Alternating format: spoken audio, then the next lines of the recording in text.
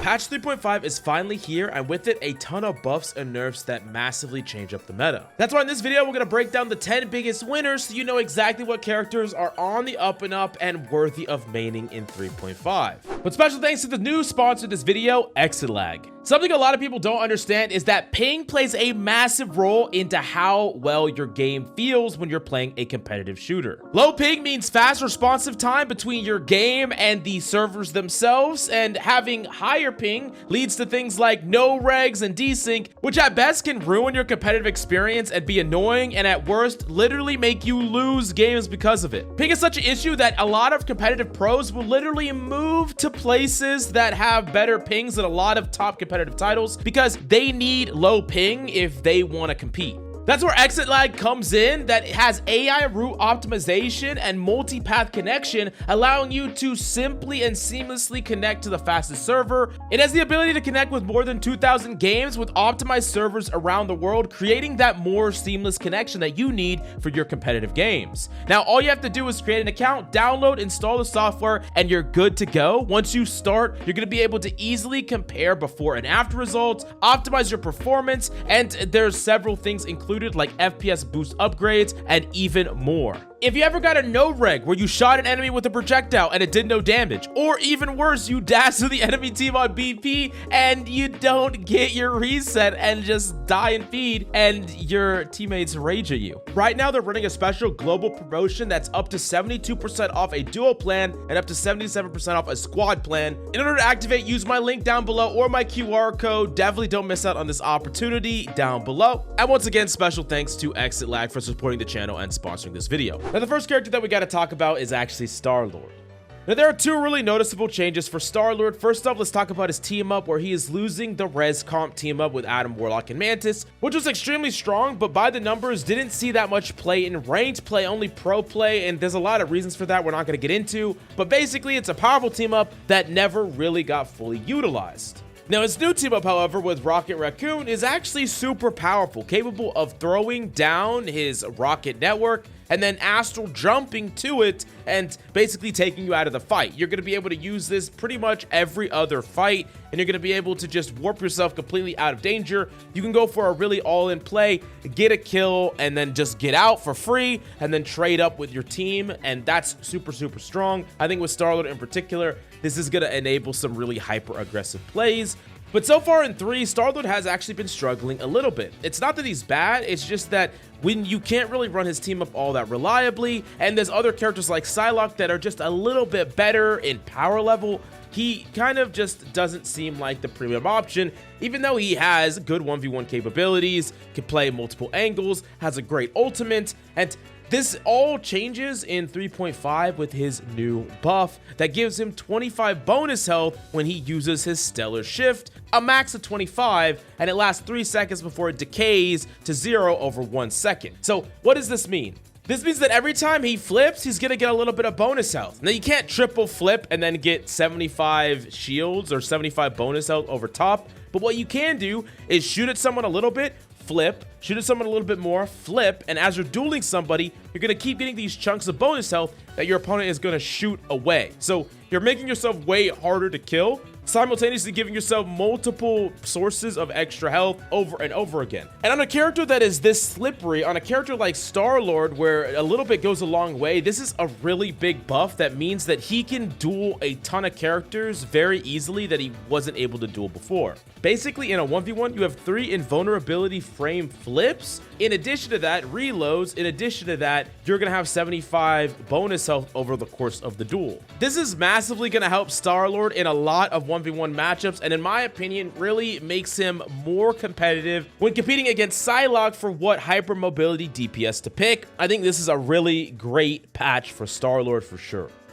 Now, the next character that we got to talk about, a big winner in 3.5, is actually Groot. And these Groot changes are so insane that I am predicting a Groot meta for 3.5. At least on some maps, Groot is going to be freaking unstoppable, because not only is he getting some flat changes to not only the passive on his walls, making the range further, his primary is also getting a range increase from 20 meters to 22 meters. And this alone is going to be nice for Groot. But the passive that he has now with Mantis is insane. Basically, Mantis's new team up with Groot is going to allow him to have an additional wall, and this wall is going to give him the ability to heal his team. Now, that wild wall effect is actually pretty strong, and it's going to help offset some of the healing that Mantis doesn't provide for a team by being able to have a wall that is going to be able to heal Groot and heal teammates in a pinch. But more importantly than that, in my opinion, is that it's just another wall that Groot has. This is a wall that's on a different cooldown that gets to be used in conjunction with all the walls that Groot already has. So he gets to have up to 3 normal walls up,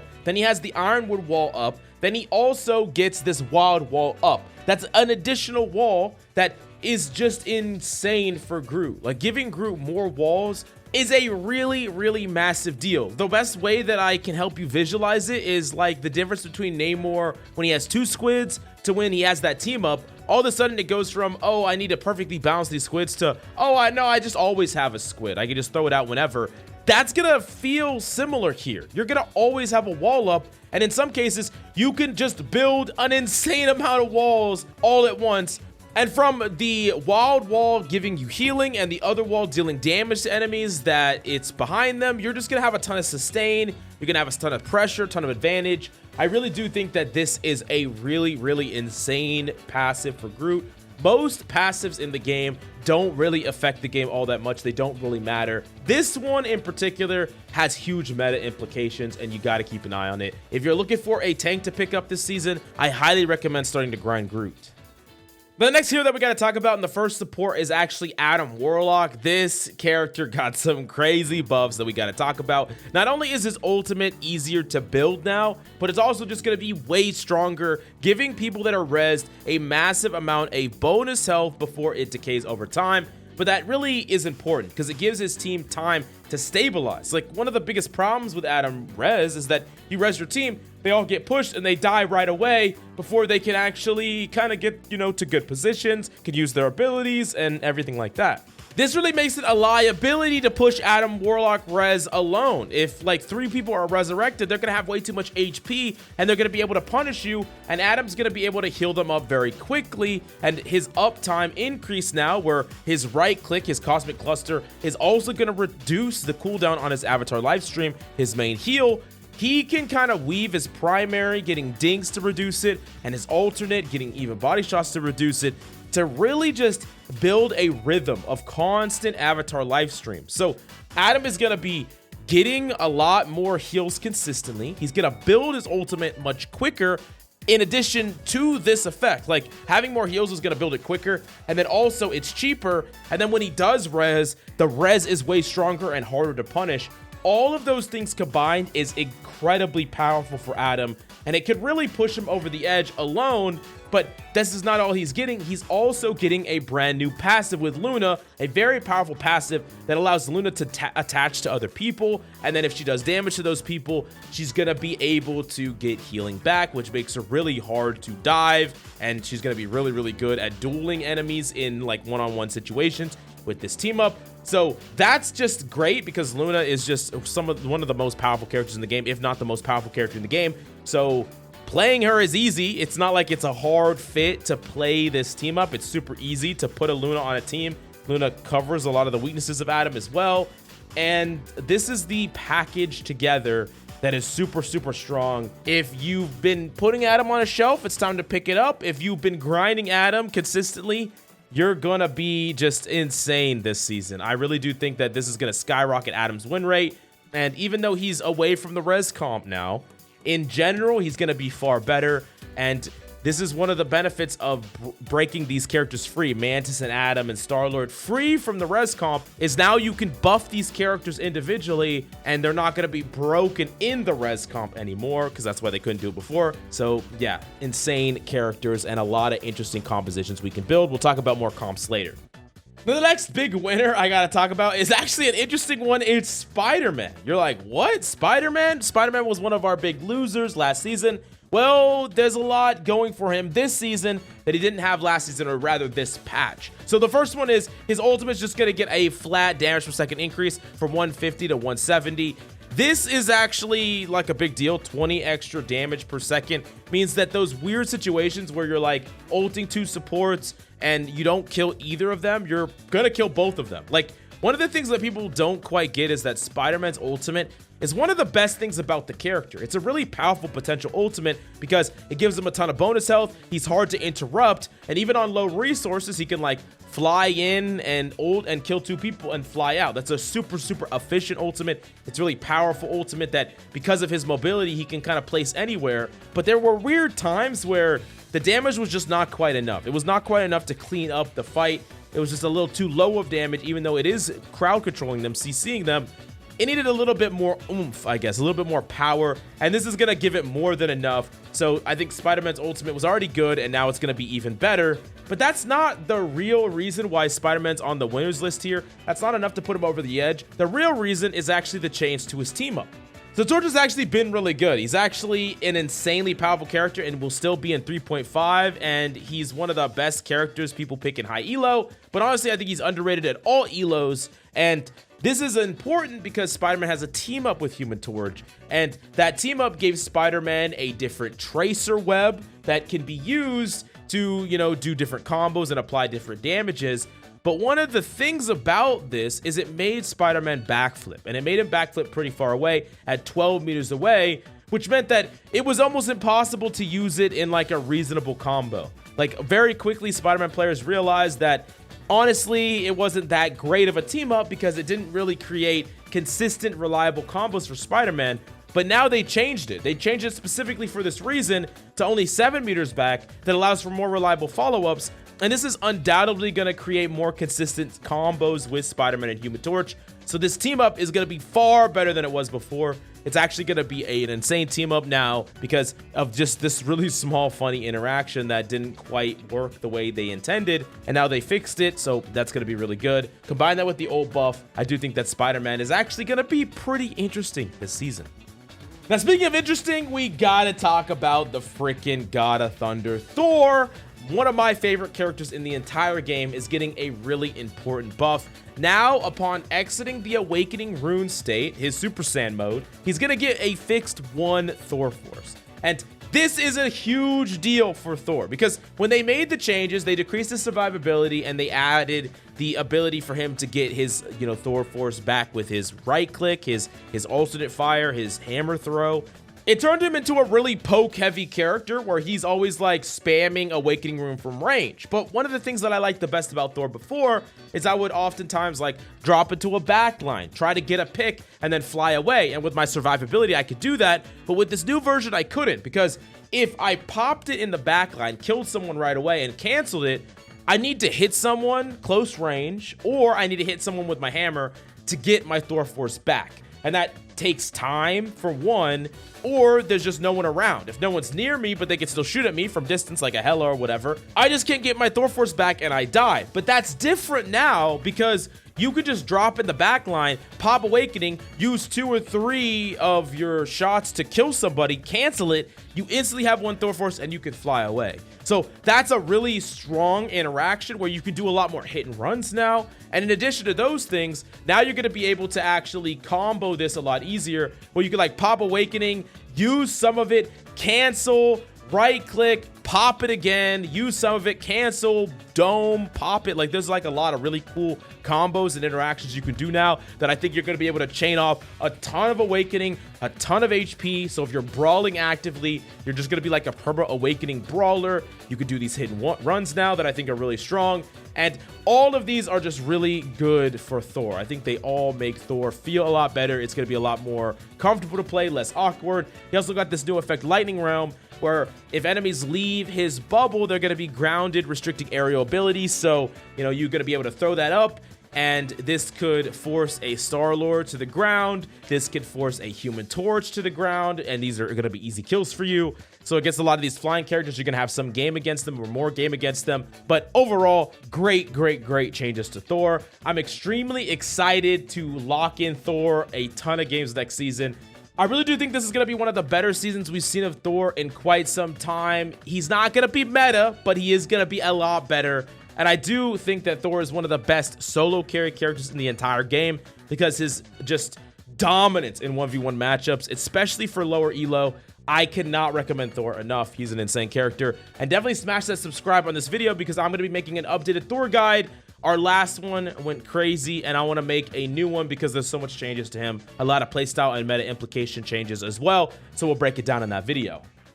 Then the next hero that we got to talk about is actually Mantis. And we did reference Mantis with the Groot team up. And I want to make it clear that that's a really, really big deal. That's a really amazing reason to play Mantis because of that team up. And also the Loki team up, which we'll talk a little bit more about later. That is also very, very strong. But overall, Mantis is just going to be in a much more comfortable spot. The new ultimate now is going to be able to give her more health. And it's actually interesting that Mantis is one of the few ultimates that doesn't get destroyed by Blade. Like Blade's ultimate counters Rocket ultimate easily and Invisible Woman easily, but not Mantis, not Mantis's new ultimate. And also with some of the changes, Mantis is going to be a bit better at healing tanks like Groot, and then with the new team ups and stuff like that, I do think that Mantis is going to be a really, really strong pick. Of course, better in triple support, which we will also talk about later, than just 2 supports, but still really, really strong and underrated even in 3.0, but honestly gonna be really good and necessary in 3.5 just because of how strong she synergizes with both Loki and Groot.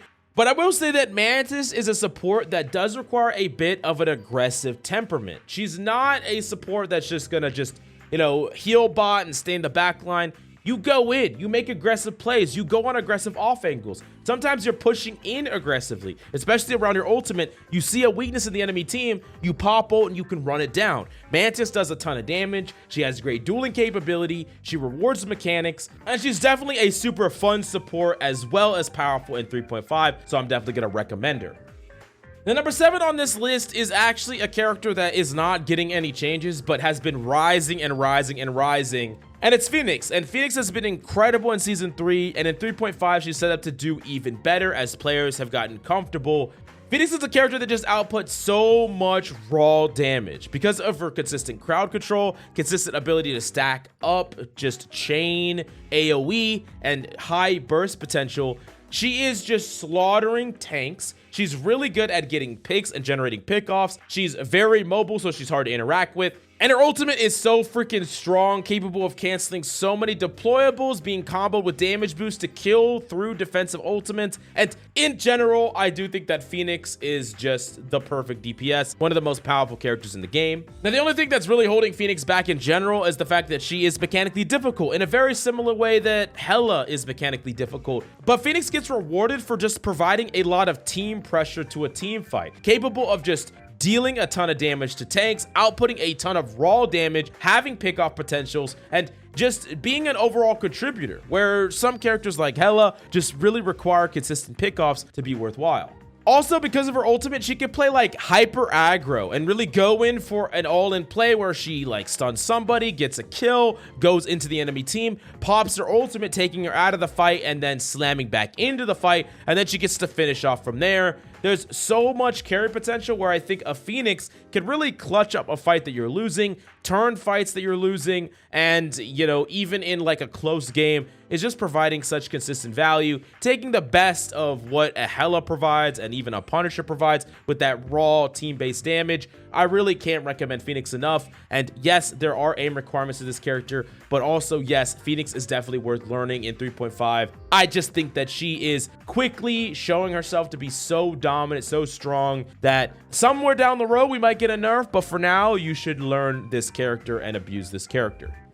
The number 8 on the list is one that I am super excited to put in the winners, and it's Doctor Strange. Not only is Doctor Strange, he has a buff now. He has a nice buff where his projectile charge is going to be increased, so he's going to have more uptime, and he's going to have less cooldown on his flight, which I think is a big deal because sometimes there was these awkward moments where you would use it to keep yourself alive. You wouldn't have it to use defensively. You always want to have it to also set up your ultimates as well. So these are just nice changes. And it's funny because for a long time, we just saw nerf to Strange every single patch. And now we just keep seeing these small buffs to Strange every single patch. And I'm really excited about it because I think Strange is actually in a good spot in 3.0, and in 3.5 is going to be that much better. Strange is also a great tank to play alongside Groot because you can just fly over your own team's walls. You're not going to get walled off by an enemy Groot or your team's Groot. And I think that that's really good as well. Plus, he can contest high ground locations. So on some maps, he's going to be legitimately better than characters like Mag, who can't take high ground at all. I actually do think that he would literally be meta if not for Emma. Emma is the one tank that is like holding him back. And make no mistake, Emma is still going to be very strong in 3.5. But I actually do think that Emma is worthy of a ban in a lot of these games, and Emma should definitely be banned more. And if she's off the table, all of a sudden, Strange is incredible. He's very, very strong. So if you want to lock Strange, ban Emma anyway because she bullies most of the tanking roster besides Magneto. And then you're freed up to play all kinds of really powerful characters, and Strange is one of the best you could play. Also, in general, everyone should learn how to play Strange because you need to know how to port back and actually be efficient. So like if you're a support or a DPS, you die first in a team fight, you need to be the first one to port back. And then you also want to be able to take whatever ult charge you had, turn it into that 50%, fight out that fight, get an ultimate, and potentially clutch up. So everyone should learn Strange. Every single one of you should learn how to play Strange. Such an important part of the game. It's going to win you so many games you would have lost. So yeah, if you learn Strange, learn how to portal properly, you're literally going to increase your win rate by like 5 to 10% just by that alone. So I highly recommend it. Now, number 9, another support we got to talk about is Loki. And there's a lot to love about Loki. First off, he didn't get nerfed at all. He didn't get any major nerfs. And Loki has been a consistent overperformer above a 40% pick rate in the highest ranks to play with a 54% win rate, an insanely high win rate relative to that pick rate. He's just insane. He's doing so much right now. He's carrying so many games. Loki is an all-star. He's so freaking strong. And in addition to just the fact that he's super, super powerful and didn't get any nerfs, that's going to make him really good in this meta, he also gets a really nice team up with Mantis, making his freaking totem heal circles huge. Like, they're massive. They're so insane. And especially when you pair that with characters like Groot, characters that want to brawl, being able to just instantly heal your entire team up. This is an ultimate in power level. It really is. Having 2 totems out or 2 clones out, popping 3 totems, you're keeping your entire team alive. Any damage coming in is going to be converted to healing, so no one's going to die to anything. You're going to keep your team alive from anything. It's literally an ultimate level. It's so strong. So now Loki gets the best ultimate on your team with his copy, and he gets an ability that is as strong as an ultimate, which is just phenomenal. I mean, Loki is gonna be so freaking good, but really he's already so good. I think he's one of the best characters in the entire game to play and learn. And I know that looking at Loki seems a little bit daunting. I know at first it does, but I promise you he's not that complex when you really start to play him a little bit more. He's really straightforward, but has a lot of complexity at his upper end that is really fun. You're constantly stimulated. Very, very fun character, enjoyable character to learn and play. For 3.5, I highly recommend him. Now, for number 10 on the list, I'm actually going to give you 2 types of compositions that I think are going to be really, really strong in 3.5 instead of just giving you a single character. And spoiler alert, surprise alert, not really. They're going to be triple support compositions. I do think that Luna Loki is still the strongest backline because you just get to have Luna ult into a copy that for a very long time, you just keep your entire team alive. But now we have 2 really strong variations of triple support, one with Adam and one with Mantis. The first one with Adam is going to allow you to cycle between Loki totems into Adam's soul bond, and Luna and Loki, that synergy is also going to make it so that Luna is going to be really hard to dive in the back line because she has that team up, and then Adam, of course, being able to soul bond and heal up the team is going to be also really strong up against dive. Plus, Adam is just going to have higher uptime. And because of Adam providing so much offensive capabilities to a team, you're not really losing out on a lot of offensive pressure and damage dealing. Plus, Loki could be pretty proactive as well and provide a lot of damage too. So this means that you have a backline that is impossible to dive and just consistently outputs crazy amount of damage and value, and you get to have Luna Loki 24 seconds of invulnerability for your team, and you have Adam being able to resurrect your team. Combining a res with like a Loki Lamps means that you're just going to be able to bring your entire team back alive. It's such a really powerful backline that it's going to be really, really hard to deal with. And then the other one is Luna, Loki, Mantis. Not only do you get the Mantis and Loki synergy of these giant totems, but you're also going to be playing this composition with Groot. You're going to have so much heals to enable a Groot to just play like a psycho aggressive, and he's going to have that extra wall, the extra healing wall with Mantis, meaning that he's going to be able to brawl a lot. He's going to be able to do a lot with damage boost as well, being able to build ultimate really quickly. But with this composition, you're going to need one DPS that can combo with Groot and kill through defensive ultimates. So something like a Moon Knight, a Bucky would be okay, maybe a Namor, so that you can just, you know, cycle these immortal ultimates in your backline, enable your Groot to build ultimate very quickly, and then just Groot combo wipe the enemy team through their defensives. Overall, I do think that these two team compositions are going to be really strong and maybe a little bit broken, but we'll have to wait and see. But let me know down below if there's any winners do you think I missed in the comments down below. Smash that like and subscribe. We're going to talk about losers, and our tier list is going to be coming soon, so stay tuned for that. Thank you, and I'll see you next time.